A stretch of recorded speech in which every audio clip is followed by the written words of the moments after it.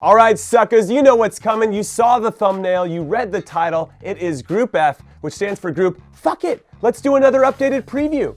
And in this group, we have the defending World Cup and Confederations Cup champions Germany, who also became, this is a fun fact for you, the first European nation to win a World Cup in either North or South America with their capture of the trophy in Brazil in 2014. And Mexico, who are like the Arsenal of World Cups by consistently losing in the round of 16. And I'm speaking about the Arsenal that used to qualify for the Champions League, not the one right now. And Sweden, who put in an honest shift to beat Italy over 2 legs to qualify, but let's be honest, no Zlatan, no party. And South Korea, who have Heung-min's son, or as we all know him, Sonaldo, but is he enough? I'm gonna say probably not, because even though Sonaldo has some very decent talent around him like Ki Sung-young, who gave it everything he had for Swansea for 6 seasons, but has since announced that he's leaving the club, so this World Cup is his audition tape, as it were, which means he'll be properly motivated. And Lee Sung-woo, who's dubbed as a Korean Messi because he's small in stature with great feet and came out of Barcelona's famous youth academy. And Hwang Hee-chan, who could be posed to have a breakout tournament after a terrific season for RB Salzburg. But South Korea play with a back three, and it isn't a young back three. But regardless of age,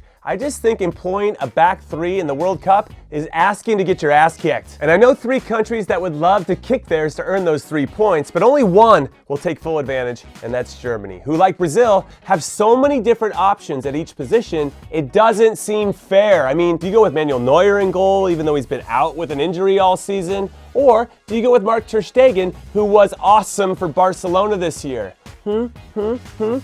Sure, Neuer is captain when healthy, but still. And then what about the center backs? Is it automatic to go with Mats Hummels and Jerome Boateng? Or did Niklas Süle make a better partnership with Hummels at Bayern when Boateng was hurt? And then what about the center of midfield? Is it Toni Kroos and Sami Khedira? Or Kroos and Ilkay Gundogan? Do you start Thomas Muller every game so he can have a crack at scoring more goals in World Cup history than his former teammate Miroslav Klose? Or do you find more minutes for Marco Reus, who never saw a major international competition that he didn't get hurt for? So it's actually nice to see him relatively fit. Or do you make room for the very talented and OP Ultimate Team player Leon Goretzka? And you know what? I don't even care, because it's a joke how good this team is from top to bottom. And when you factor in the fact that the worst exit that they have ever had in a World Cup since the late 1940s was losing in the quarterfinals. Yes, that's their worst finish in over 70 years. So I expect them at the very least to get to a semifinal. Otherwise, they will have let down their diehard supporters, who might be disappointed no matter where they finish if they don't repeat as champions. And we could argue that the Mexican fans will not want to be let down either if their country repeats what has happened to them in every World Cup since 1994, which is getting eliminated in the round of 16. So that has to change at some point, right? But does that change mean getting eliminated from the group stages, which seems unlikely given the talent they have at their disposal and at both ends of the age spectrum? On one hand, they have 22-year-old Irving Lozano, who absolutely tore it up for PSV Eindhoven this season, and on the other, they have their captain Andres Guardado, who has 144 caps and is playing in his 4th World Cup.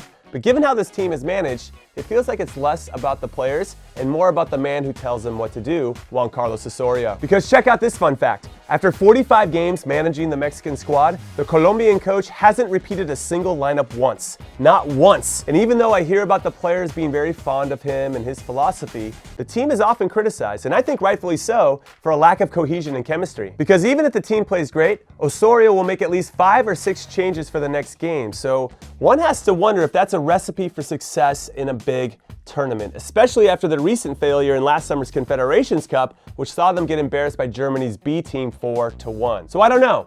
On one hand, and you guys know that I like using my hands to explain things, I respect Osorio for being true to his vision and sticking with it no matter what. And on the other, I think the dude completely overthinks and overcoaches. But maybe that tactical acumen, if applied correctly, could be the real difference, like the tactical acumen that Sweden's manager Jan Andersson used to great effect throughout their qualifying campaign, especially when you have a team like his who are devoid of any real superstars. Okay, fine, sure, they have RB Leipzig's Emil Forsberg, who will undoubtedly be the player that most of Sweden's successful attacks will run through, and Andreas Granqvist, who is the captain and an absolute rock in the Swedish defense, and quite possibly the team's most consistent performer in qualification. But I don't know, there's just nothing about this team that really excites me. And I don't get the sense that they even think they're that exciting. And when I watch the World Cup, I not only want to be entertained, I want to be inspired. So on that note, and actually, holy crap, I forgot to look at what I said 6 months ago for this group. And what was it?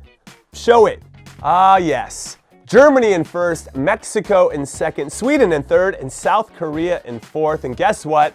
I'm going to keep it exactly the same. My prediction is identical. Also, as a reward to Mexico for getting second, they're going to most likely face Brazil in the round of 16 and then lose again in the same exact place as they always do. And that gets a no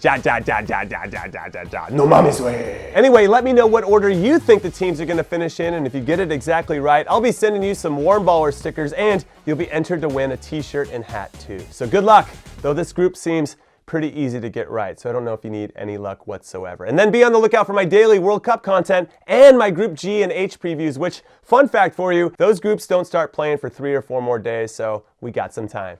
Later.